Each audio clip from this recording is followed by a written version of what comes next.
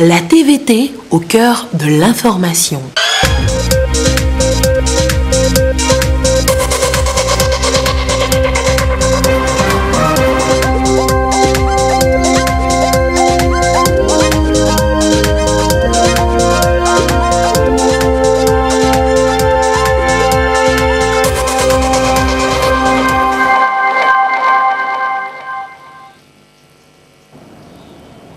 Voici d'abord les titres de ce journal.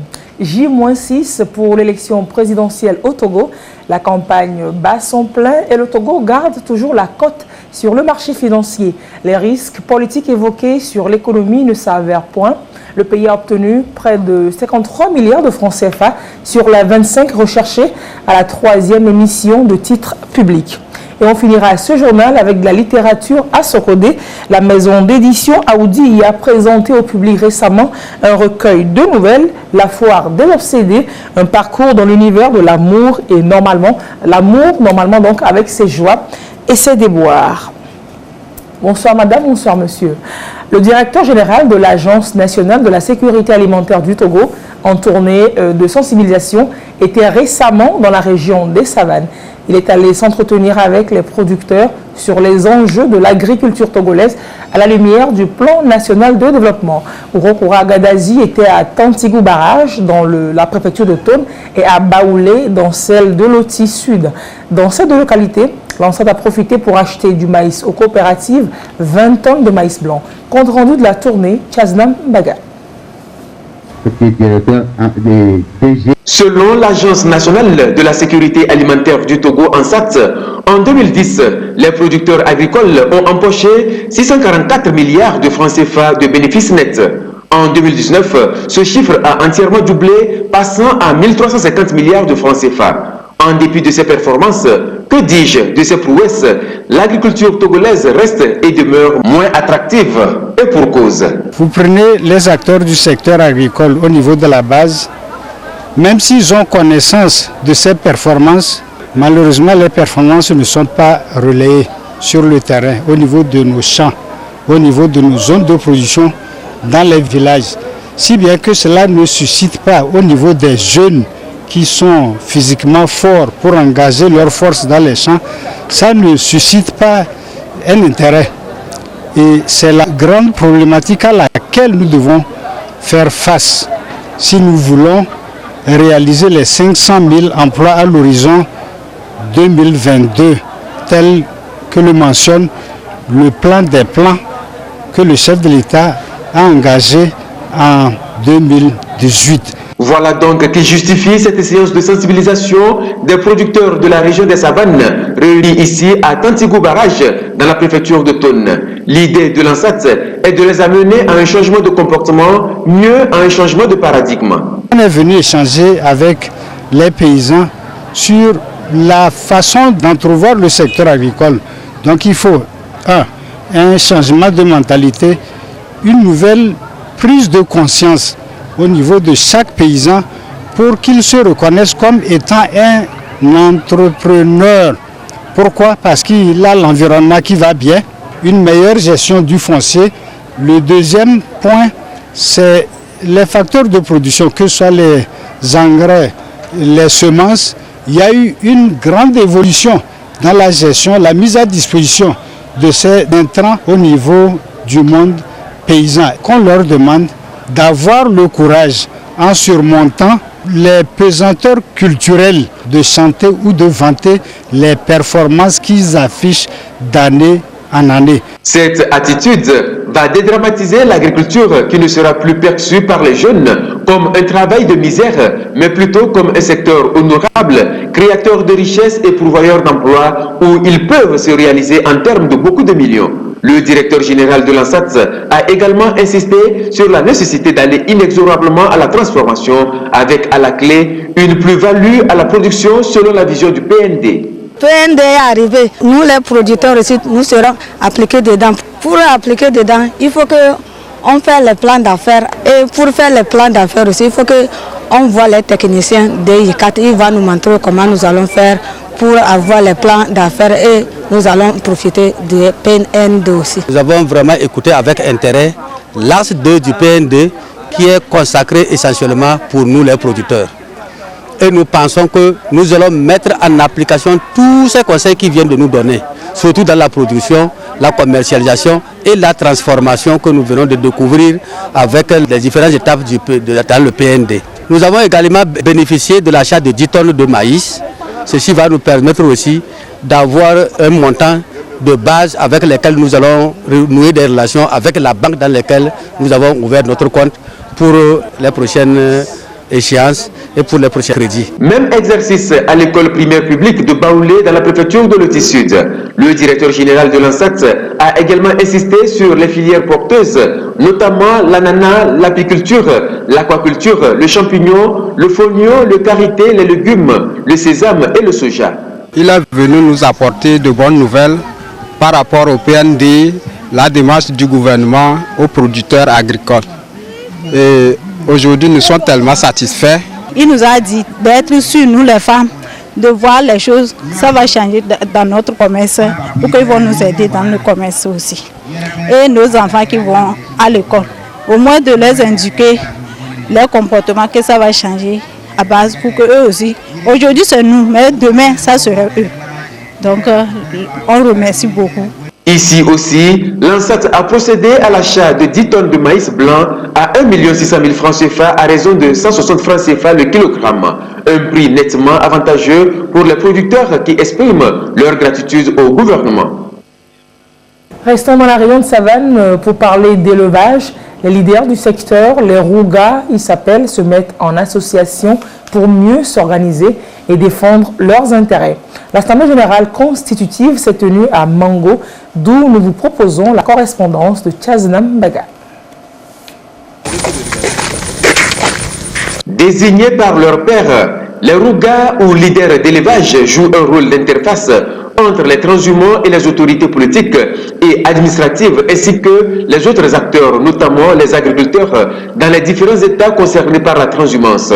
C'est pour mieux organiser et structurer leurs activités au Togo qu'ils ont décidé de se constituer en association. Cette Assemblée générale constitutive leur permet donc de formaliser leur regroupement afin de faire face plus efficacement aux problèmes qui minent leur secteur. En ligne de mire, les conflits avec les agriculteurs et la préservation du climat de paix. Cette richesse inégalable qui est la paix que nous disposons au Togo, que cette paix soit conservée par tous les moyens. Donc cette association des Rouga doit faire tout pour qu'il n'y ait plus de conflits, ou plutôt réduire à zéro les conflits entre éleveurs et agriculteurs. Notre gouvernement, le gouvernement togolais, est très attentif aux éleveurs, est très attentif aux problèmes qui naissent dans le monde rural. Il faudrait donc aider ce gouvernement. Pour les autorités locales, en l'occurrence le préfet, les maires, il faudrait que cette association-là puisse dénoncer tout membre suspect ou bien toute personne suspecte. Il faudrait que l'association puisse les dénoncer afin que la cohésion sociale continue par régner au Togo. Les assises sont donc essentiellement consacrées à l'adoption des textes qui vont régir la vie et le fonctionnement de l'association. Les instances dirigeantes sont également mises en place. Qui dit élevage, dit mobilité des animaux.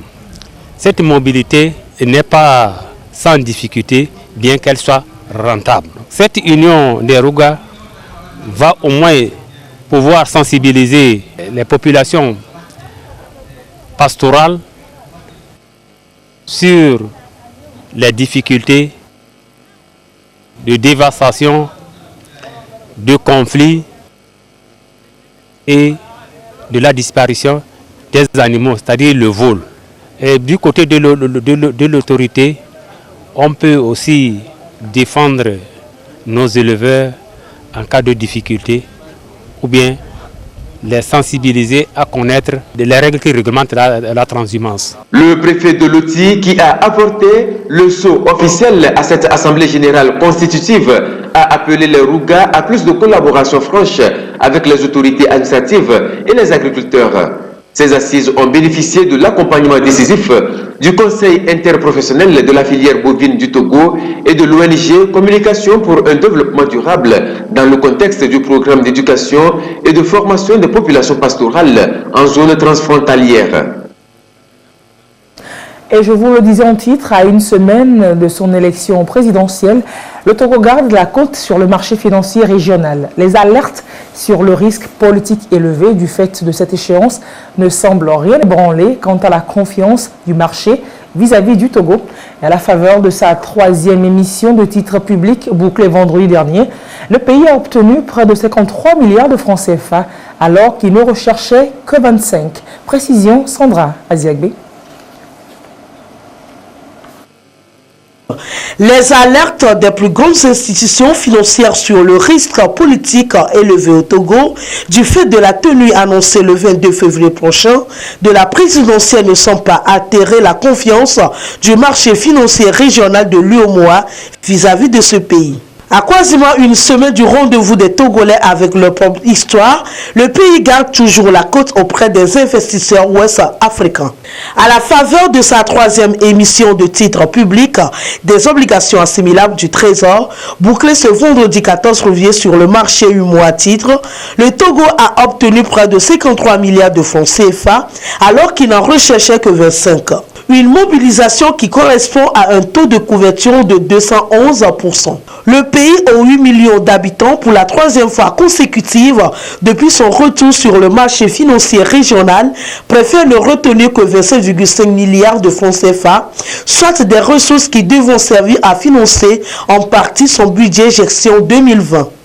À noter qu'au-delà d'un enjeu national, le scrutin présidentiel au Togo sera un test grandeur nature pour une sous-région ouest-africaine où l'année 2020 rime avec scrutin présidentiel dans plusieurs pays, notamment en Côte d'Ivoire et en Guinée-Conakry sur le fond de tension.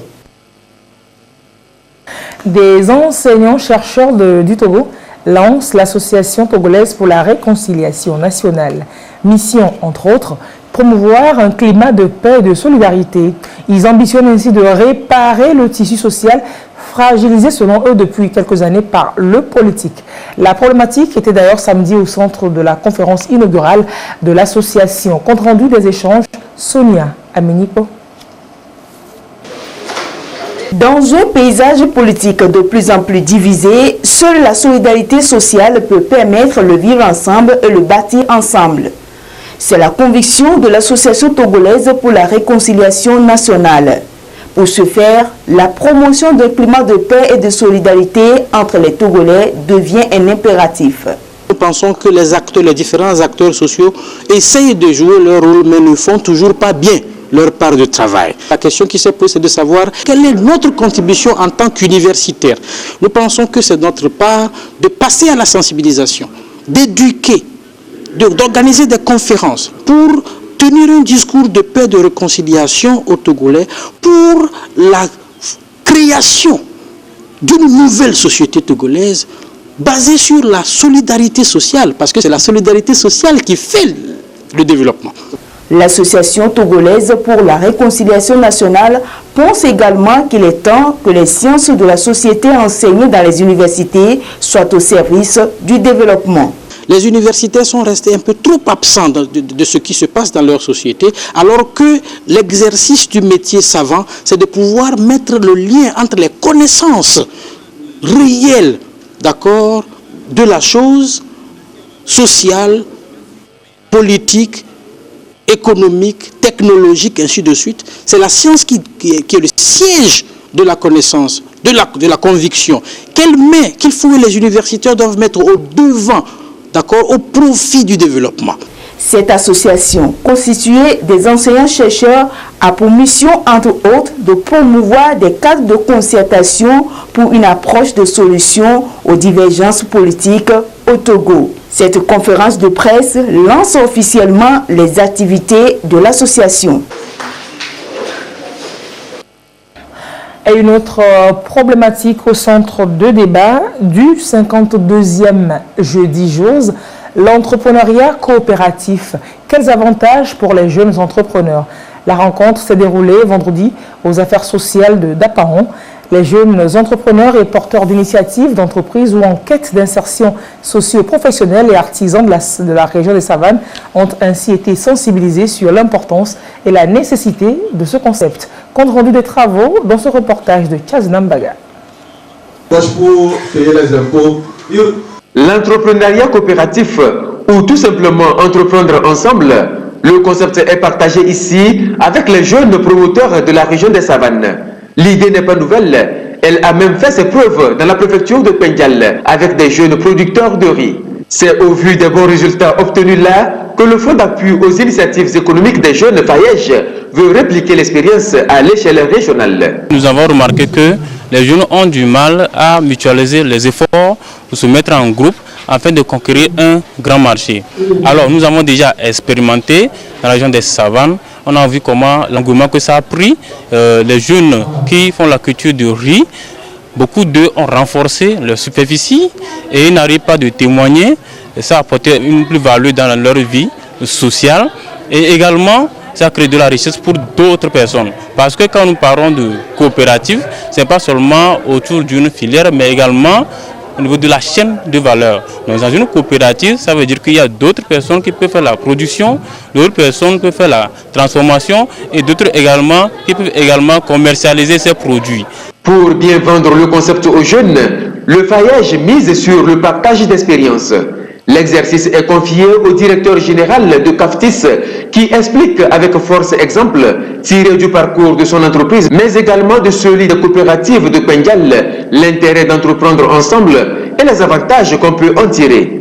Les jeunes peuvent décrocher des financements, les jeunes peuvent décrocher beaucoup d'atouts tels que les appuis techniques, tels que les appuis d'équipement, tels que les appuis financiers.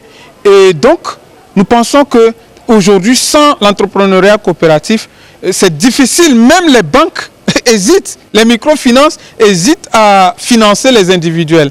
Et donc, étant ensemble, ça les rassure. Ça rassure tout le monde, ça rassure même le gouvernement togolais. Les jeunes sont également entretenus sur l'étude de faisabilité de l'entrepreneuriat coopératif dans la région des Savanes au regard des besoins identifiés dans la zone et la démarche pour y arriver. J'ai appris qu'il faut qu'on soit ensemble. Car on dit l'union fait la force. Ensemble, on va arriver loin. Quand on est ensemble, on évolue mieux et on travaille, on rentabilise mieux. FAEJ, disons, c'est une échelle pour atteindre au sommet. Je pense qu'ensemble, on peut prendre cette échelle pour arriver au sommet. L'autre temps fort de cette 52e édition de Jeudi Jose ici à Dapao, c'est cette sensibilisation sur la citoyenneté. Les droits et devoirs du citoyen qui doit pleinement participer à la vie de son pays sont révisités, histoire de consolider le civisme chez ces jeunes entrepreneurs.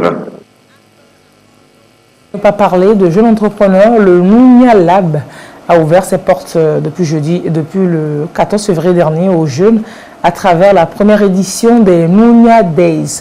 Des formations, une foire et des dégustations, entre autres, ont meublé ce premier numéro des Nounia Days. Les activités ont pris fin samedi par une soirée de réseautage. Les temps forts avec Carmen Madjé à Capo. L'incubateur de start-up à Nounia Lab donne les moyens à ces incubés de s'éclore. Ils appréhendent à mieux leur génie à travers cette première édition des Nounia Days.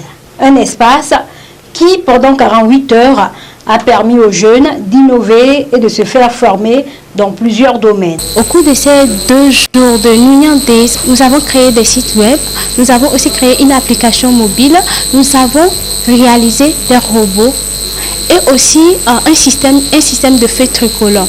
Alors, le but de cette formation, c'est de pouvoir vraiment permettre aux jeunes filles de s'intéresser et de s'adonner à la technologie. J'ai beaucoup aimé la formation parce que c'est une équipe de jeunes très dynamique. Et la méthode utilisée, c'était une méthode qui est très participative. J'ai appris comment il faut conduire un championnier. J'ai appris également les calculs économiques qu'il faut faire et pour calculer sa rentabilité. Et j'ai appris comment étendre sa production pour gagner encore plus. Je suis incubée à Nounia Lab. Mon projet consiste à la transformation des produits agricoles en des biens cosmétiques. Aujourd'hui, la peau est la première vitrine de l'être humain et il faut en prendre soin.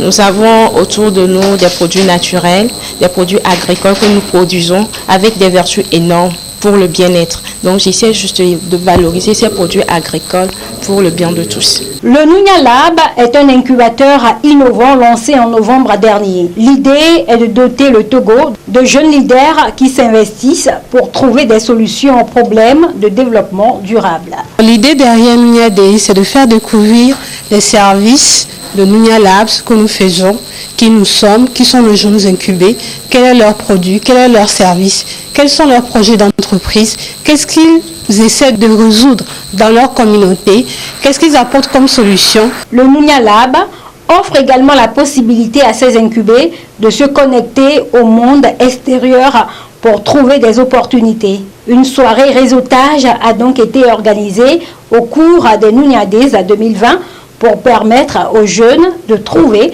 des mentors et du financement pour faire développer leurs projets. La géopolitique internationale et africaine pour poursuivre ce journal, le 33e sommet des chefs d'État et de gouvernement de l'Union africaine s'est achevé mardi dernier. Libre-échange, autonomie financière, lutte contre le terrorisme et sécurité, crise en Libye, plusieurs sujets abordés et plusieurs résolutions prises. Augustin Kossi nous en fait le point. Du 33e sommet de l'Union africaine, 3 points à retenir. Le président sud-africain prend désormais les rênes de l'institution continentale pour 1 an. Les premiers mots de Cyril Ramaphosa à la tribune sont concentrés sur la sécurité et la zone de libre-échange continentale. L'année 2019 aura été l'année la plus meurtrière au Mali. 456 morts dus notamment aux violences djihadistes et conflits intercommunautaires, sans compter les victimes des autres pays du Sahel comme le Niger et le Burkina Faso. La Commission de l'Union africaine pointe du doigt l'absence de solidarité des pays africains envers les États menacés. 2 sommets sont annoncés et seront consacrés à la résolution des conflits. En mai, un forum de réconciliation sur la crise libyenne. Au même moment, le Conseil de sécurité des Nations Unies approuve une résolution, un cessez-le-feu durable. Cela permettrait-il d'apaiser les tensions réapparues sur le terrain? 14 pays ont voté en faveur de cette résolution. La Russie s'est abstenue alors qu'elle est soupçonnée depuis plusieurs mois de soutien à l'acheminement des mercenaires pour aider le maréchal Haftar dans ses offensives vers Tripoli. Les Nations Unies auront-elles les moyens de contrôle de ce cessez-le-feu? Les différents pays membres s'abstiendront-ils de toute ingérence dans ce conflit libyen? En tout cas, tous les vols de l'ONU sont interdits à Tripoli par les forces de Haftar. Un nouveau combat s'éclate malgré la résolution, alors que le secrétaire général Antonio Guterres s'est ouvertement prononcé sur les moyens d'y mettre fin. Mais les questions sur le désarmement des troupes et sur les positions finales des 2 forces en présence restent à régler. L'ONU soutient aussi le forum sur la réconciliation interlibyenne en terre africaine. Parviendrait-elle cette fois-ci à parler d'une même voix avec l'Union africaine? En 2011, lorsque l'organisation continentale tentait de négocier le départ de Muammar Kadhafi, l'ONU a ordonné des bombardements entraînant la mort du guide libyen. Comment arriverait-elle aujourd'hui à corriger le tir si d'ores et déjà une partie oppose une fin de non-recevoir de sa résolution? Et on va finir ce journal en sport. Les experts du judo africain étaient à Lomé ce week-end pour poser les bases de lendemain meilleur pour cet art martial sur le continent. Issus d'une vingtaine de pays, ils étaient réunis ce dimanche à la faveur d'une journée de réflexion, donc autour du thème « Le judo que nous rêvons pour notre continent et pour la génération future ». Des précisions dans ce sujet de Aflim Johnson. Dirigeants et techniciens de judo dans leurs pays respectifs, ils ont fait le même constat. Le judo africain peine à s'imposer au plan mondial. En témoigne le faible rendement des athlètes du continent dans les compétitions de haut niveau. La recherche de solutions aux insuffisances du judo en Afrique passe notamment par des assises à l'image de celle de Lomé ayant pour thème « Le judo que nous rêvons pour notre continent et pour la génération future ». Nous sortons, il n'y a même pas 2 semaines, du Grand Slam de judo à Paris. La France a fait 3 médailles d'or. Mais qui a fait les 3 médailles d'or à la France? C'est des judokas d'origine africaine. Nous, en tant que leaders du judo africain, on se pose la question de savoir pourquoi quand nos enfants partent en Europe, ils font des résultats parce qu'ils ont changé de nationalité simplement. Pourquoi nous, Africains, et nos enfants qui acceptent de rester chez nous en Afrique, quand ils partent dans des compétitions internationales, ils ne font pas de résultats?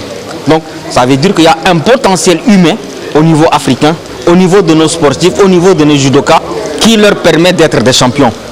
Donc, nous nous posons la question, est-ce que nous, en tant que dirigeants du judo africain, on n'a pas failli quelque part?